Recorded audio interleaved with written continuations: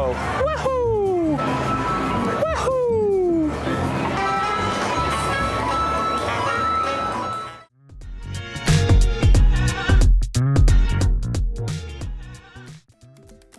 I'm not going to keep this hat on for the whole thing. I can't do that seriously.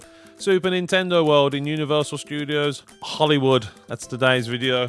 So it's based on the Super Mario franchise. If you didn't already know that, I mean, you probably should know that. It opened up in 2023 and it brings the Mushroom Kingdom to life. Been open a couple of years now. It's not the first one to open. That one was the one in Japan, but it has been open a little bit. The first time we visited was 2023. This is a little late coming out, but that's okay. So in this video, we'll talk over everything from the feel, the theming, the shop, the food, the rides, the activities, all that. So consider this a comprehensive guide on everything you'll need to know in order to do justice to Super Mario and the Super Nintendo Land in Universal Studios Hollywood. And that is, of course, despite the fact that I keep naming it Super Mario Land and Super Nintendo Land when it's actually called Super Mario World. So it's just easy to say that way. So just give me a pass.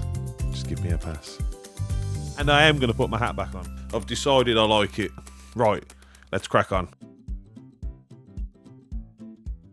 So first things first, entering the Mushroom Kingdom. In Universal Studios, Super Nintendo World is located towards the back of the theme park. So as you enter, you'll go through a bunch of lands. You'll end up going through the Simpsons land, and then you'll go down a bunch of escalators, and you'll actually see it in the distance. And then you'll go past the Indiana Jones ride, and then there's the Jurassic World log flume ride. Very good ride.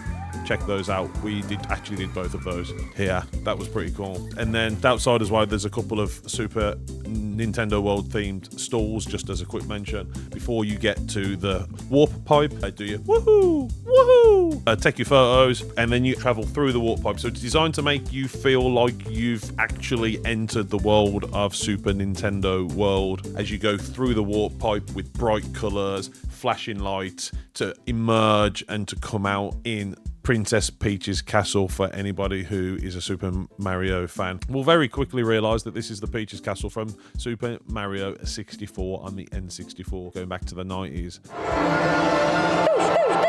I've been playing these games for over 30 years and I've never seen the inside of one of them. I feel like I'm in a video game. It's like being in a real life video game, isn't it? That is crazy. That's awesome. That is amazing. So the land is packed with moving elements, from spinning coins to piranha plants to all kinds of Mario shenanigans. It's very cool. It's out of, it's up there with, I've always rated like Pandora in Disney. Disney's Animal Kingdom is a very immersive, very cool themed land. And then obviously you got like Star Wars, Batuu there as well. And then you've got like in Universal, Harry Potter, and the one in Florida where you can go between the two. That's fantastic. I'd say it's not quite as good as Harry Potter, but then probably nothing is. I mean, I'm not the biggest Harry Potter fan, so it's not my favourite, but objectively speaking, that's probably one of the best theme lands. But this is very high up in that list. This is very much competes with those lands, so it's very cool. But the only thing I will say about Super Nintendo World in Hollywood, you get the same problem in Japan, but everywhere is crowded in Japan, is the crowds. So it's smaller than the one in Japan, and there's only one level to it, unlike the one in Japan where there's more than one level. But it is probably one of the best areas in Universal, so that is to be expected, with the crowds peaking around midday. If you want to avoid the crowds, you want it to be a bit quieter, come earlier in the day or a bit later in the day. And on that note, on the evening, fantastic. Looks great. I mean, you've got to appreciate in the daytime, I think, first and foremost, to get the best, coolest, most true Super Nintendo World vibe. But it is also very cool at night with the lights on. Let's slide over to the most exciting topic, which is what's on everybody's mind: Super Mario Kart, also known as Mario Kart Bowser's Challenge. Spoiler alert, it's f***ing awesome. Right, so I've got to admit, before we visited Super Nintendo World, the biggest thing that I was trying to work, because this was like, it was unheard of at the time, really. Well, at least I hadn't, was how the hell did Mario Kart Bowser's Revenge work? It's an AR ride. It's AR time. Boop. How are they going to get it so you can jump in a Mario Kart and then go around and shoot people and collect coins and do all that? I've spent countless evenings with my brothers and my mates playing that and getting blue shelled. If you a blue shelly, you. So I had high hopes for this ride, and I'm pleased to say it delivers. It's a carbon copy of the one in Japan, so there's no difference. So if you've done it here, you've done it there, and I imagine it'll be the same in Florida, but we'll find out when we go later on in the year. In Super Nintendo World in Hollywood, it is in fact the only ride, unlike in Japan where you've got the Yoshi ride as well, which is, it's cute, but this is the main attraction. This is the dog's dinner. This is the one you want to do anyway, so I can see what, with the limited space there, they could pick one. They picked this one. We did it a couple times. We did it with an express pass once, and then we also queued up for it. The express pass is good because the lines get really long. We queued for like 2 and a bit hours, I believe, 2.5, maybe even 3 the very first time we did it, and that was long. But the beauty of that was the theming in the queue is awesome. So you go through Bowser's castle and you go through all the rooms, and it starts off with a giant statue of Bowser, and then you go through his court and you see all the trophies for the different races, and you go into the Bomb Bomb Factory and all of that. It's an awesomely themed queue. It's worth it just for that, just once. Do it once, and then every other time, if you can afford it, express pass, because life's too short to wait for 2-3 hours for a theme park ride. The castle itself also, when you first come into Super Nintendo World, it's imposing in the distance. It's awesome, so it's definitely worth doing. And that's just the queue. And then you get to the end and you have your safety instruction video, and then you're in a room and there's like Mario's outfit and Luigi's and Princess Peach's are all up, and it's awesome. Do it. And as I said, and then you get to the actual ride, and the ride is AR powered. So you get your magic band, you tap when you get in, so you'll have 2 people on a row, and I think there are 4 people per cart, so it saves your score to your band, which goes onto leaderboards on the app, and then you put on some AR glasses, which is what powers the ride. I've got some footage, although wearing glasses with that, you can see enough of it to get an idea of what it's like, because honestly, it's fantastic. If you've not done it, go. It's worth going just for this ride, honestly. Best thing about the park. But the general gist of the ride is it's you on Team Mario versus Team Bowser, and you're in a race, and you've got to collect coins, you collect power-ups, and you can shoot your shells to get Bowser and all his kids, all the Bowser Juniors, all the mini Bowsers, and then depending on how you do, at the end, your team either wins or you lose. And we've done the ride twice in Hollywood Studios, and then I think we also did it twice in Japan. And I don't know if this is a reflection of how crap we are, but I believe we only won once, and the other 3 times we lost. But you also have people in the back of your card, so I'm going to say every time we lost, it was their fault, not ours. It wasn't ours, it was theirs. And as a top tip, if you're trying to get a score, try and collect as many coins as you can. I think the amount of coins you collect determines on whether you win or you lose. So yeah, don't miss this one. Best ride. I mean, is it the best ride in Universal Studios Hollywood? I'm going to say yes. Toadstool Cafe. Food. Everybody loves a good snacky snack, and anybody who watches this channel will know that food is always a point of interest and something we have to plan and make sure we get right, because of Claire and her being gluten-free, being celiac. Now, the food in Super Nintendo World, the gluten-free options are a bit limited, although she couldn't eat much. So the main restaurant is called Toadstool Cafe. The theming, like everything in Super Mario World, is pretty cool. It's a toadstool stall, and it's ran by Toad, so it's a big mushroom, and it's a cafe. Hence the name, Toadstool Cafe. I guess it's kind of self-explanatory. It's difficult to get a spot, so bear that in mind. You can book as soon as you're in Super Nintendo World. It's another reason, if you can get there early, to get there early, because spaces fill up really quick all day. And we managed to book a spot, and we managed to get in. And when you go in, the queuing's not too bad, but the theming's cool. After you've ordered your food and you've sat down, there's like video walls of like Toad in the Mushroom Kingdom, and you're inside the mushroom again, so it's pretty cool. There are a few options. Everybody's got their something themed after them, and it's like burgers and Italian-inspired food. So there's spaghetti, there are burgers. The spaghetti's themed after the Fire Flower. The beef burgers is themed after Super Mario. Chicken burger themed after Luigi. And then there's something called the Bowser's Fireball Challenge, which is a giant meatball, and it's spicy. He's the bad guy. They've got to make the bad guy's meal nasty by making it spicy. And I don't eat spicy food, so I did not eat that. So I can't tell you how spicy it is, but if you're feeling brave or you like spicy food, go for that one. The burgers were okay. To be fair, the food wasn't the best. It was just standard theme park food. It was the theming that was cool. So this is somewhere you go for the theming more than the quality of the food. I will say that. But it's worth a visit if you can get in. The pricing wasn't too bad against standard theme parking prices. $17 a meal plus tax for the main meals. $10 a dessert. One of the things you can get is a Princess Peach cake. I got one, but that was in Japan. But I imagine it's very much the same thing. Oh, Mark here. Mark here. It's me!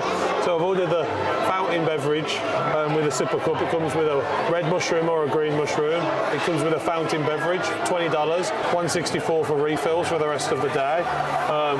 Claire has ordered the lemon squash. Superstar lemon squash. Which is gluten-free with bobas. Looks nice. You take your order, you give them your receipt and they bring that over for you. And we'll have some food in a minute. Baby, you look like you're noshing off a mushroom. It looks like it's like a mango cubey things on the top, and then there's like lemony boba things at the bottom. I mean, it does indeed look like a superstar lemonade. Bit of a trauma to work out if I could have it or not, but we got there in the end.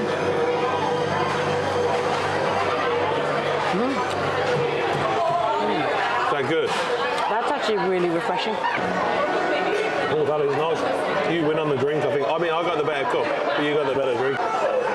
I'm going to ruin everyone's childhood with the sipper, because you're wondering. Is this what Toad looks like without his hat? Is this his head? Or is it a hat? Or is it his head?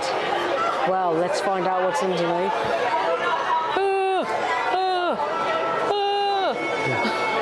He's a weird hot thing. Yeah. So I have ordered the Luigi burger, which is a chicken burger with pesto, peppers, cheddar cheese and chips or fries. And then I've also ordered the Mount Beanpole cake, which is also vegetarian, and that's basically Neapolitan, so it's chocolate, strawberry and vanilla layers of cake with a matcha top. This is probably one of the only meals on the menu without mushroom, so if you don't like mushroom, this is the one to go for. If you don't like mushroom, other than this, you're going to struggle. It even has a little Luigi burger topper. It even has a little moustache on it. Next up, the Mount Beanpole cake.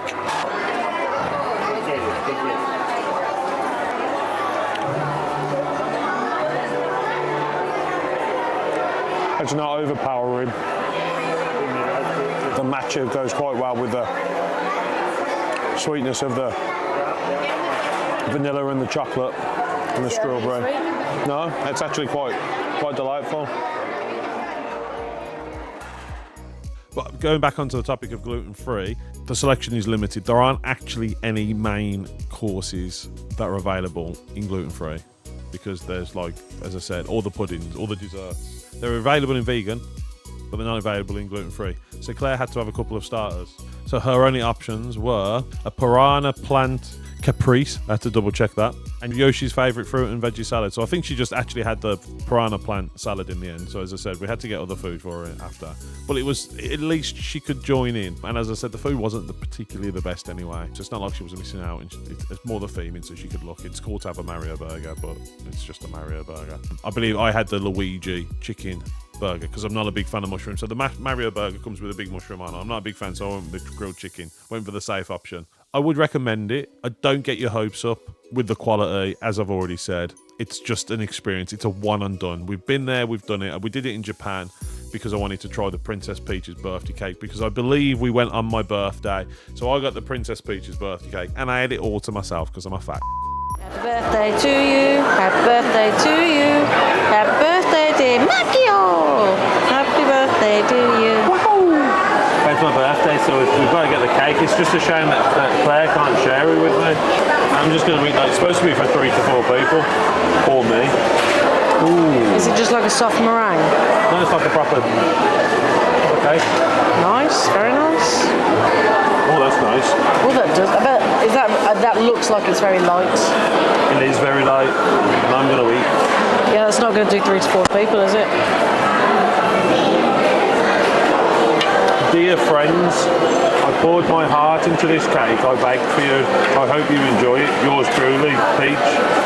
P.S. Happy birthday, Mark. It actually says that I didn't have that last minute. But if you're not overly fussed, there's better food in other places in Universal. Probably on City Walk, to be honest. Given the choice, I would probably eat one of the restaurants in City Walk, because most of the food in Universal, it's not the best. Even like the stuff in The Simpsons, it's not great.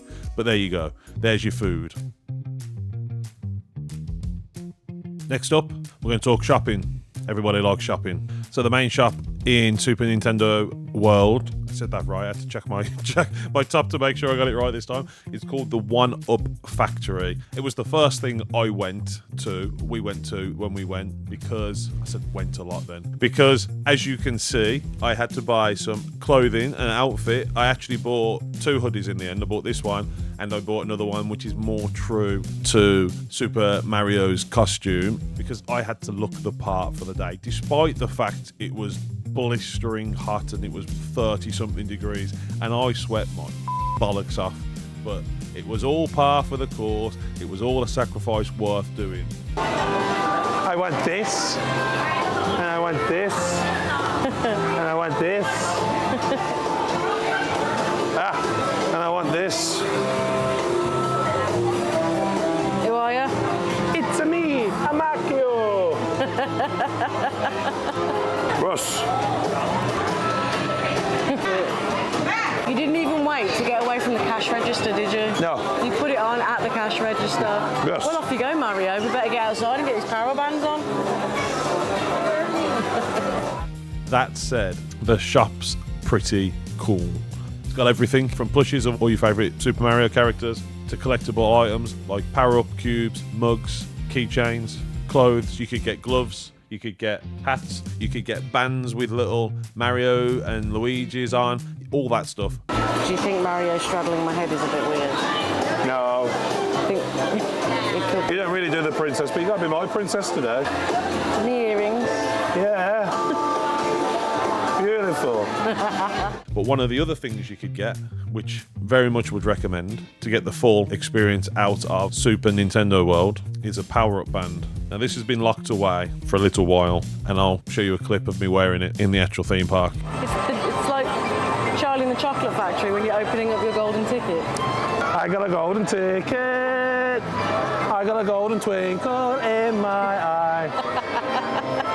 We have it, and then the best thing. Oh, f***ed it up. Let's do that again. Ready? Hey!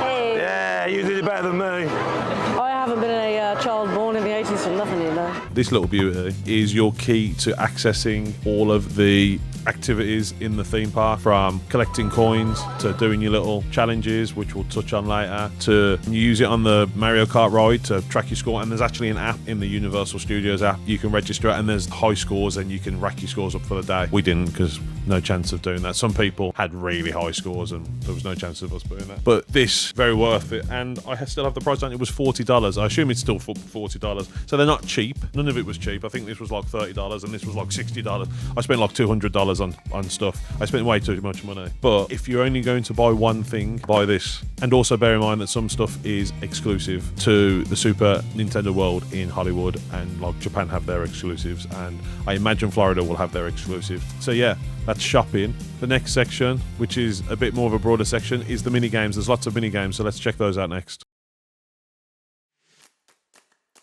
So like I mentioned before, first thing you need to do is get one of these. Because without one of these, you can't keep track. Which is why I said, if you're only going to spend money on one thing, make sure it's one of these. And these also work in Japan as well, so you can use them in both. And I imagine it will be the same in Florida when that opens. So using these, the Magic Band, you can do a bunch of things around Super Nintendo World, like collecting coins. So the trick with these, if you give them 30 seconds, they'll reset and you can get more coins.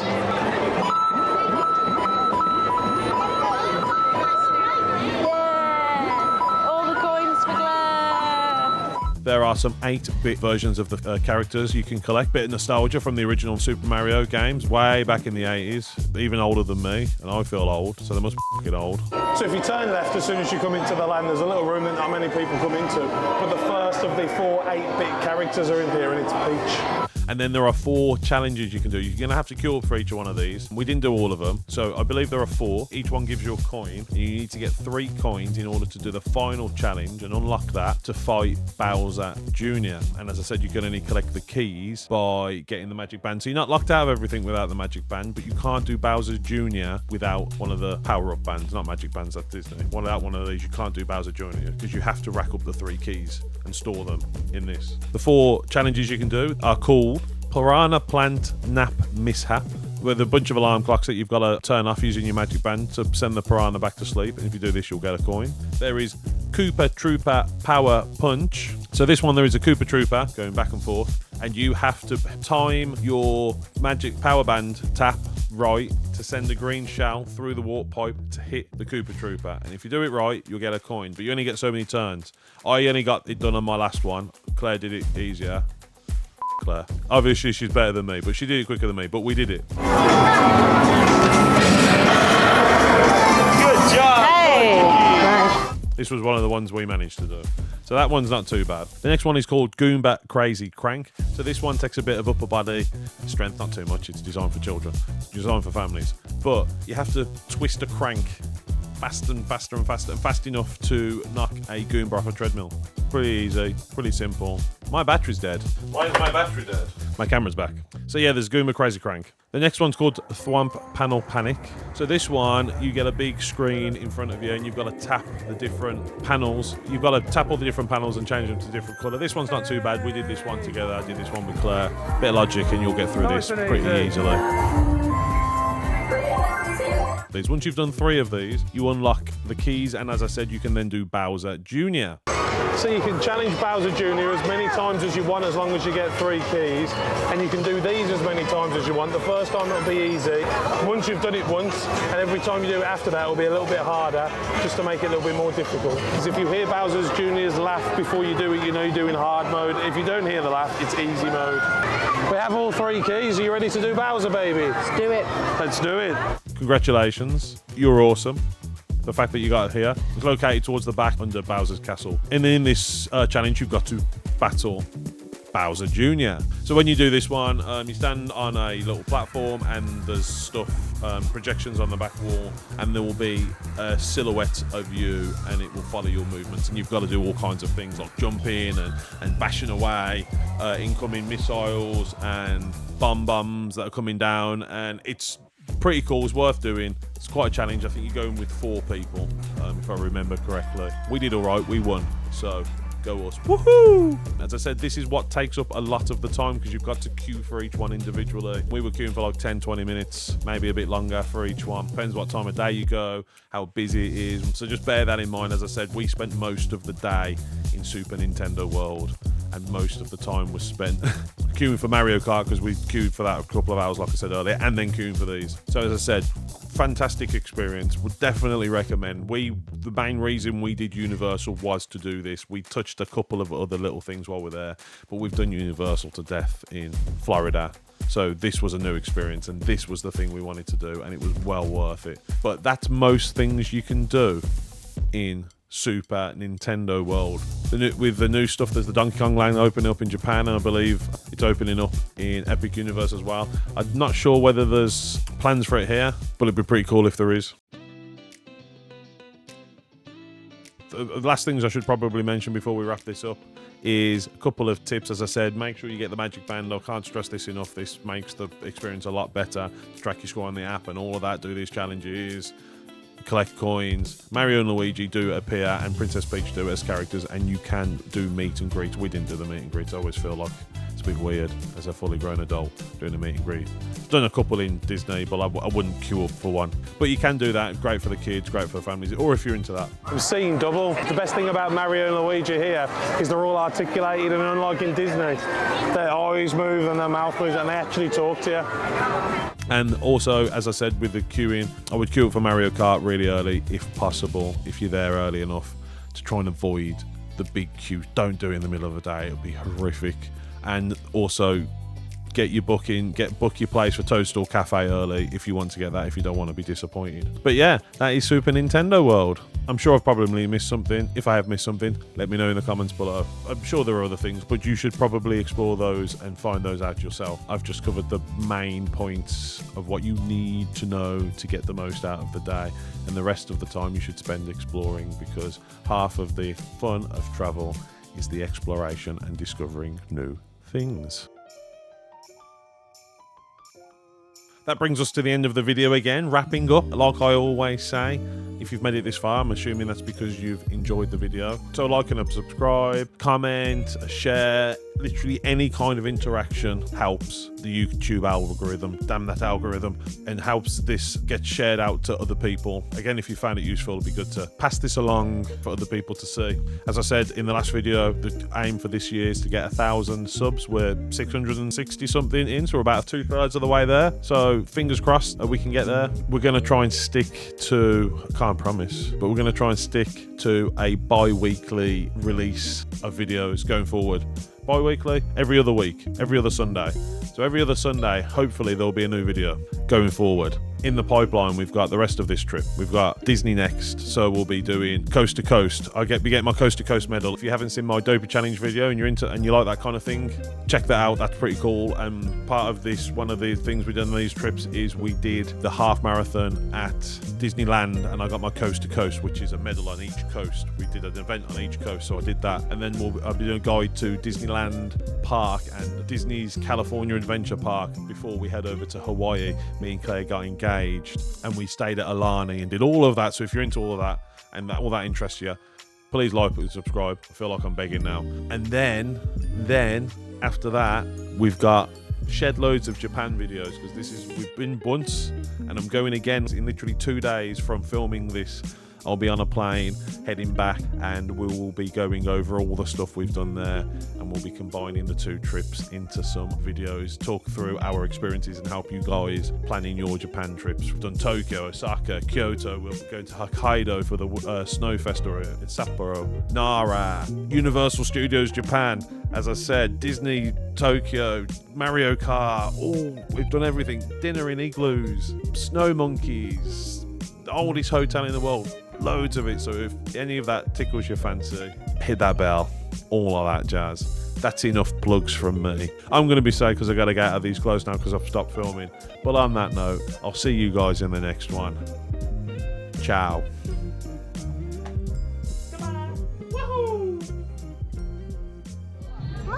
Markio, what does it feel like to walk at the red carpet? Wahoo!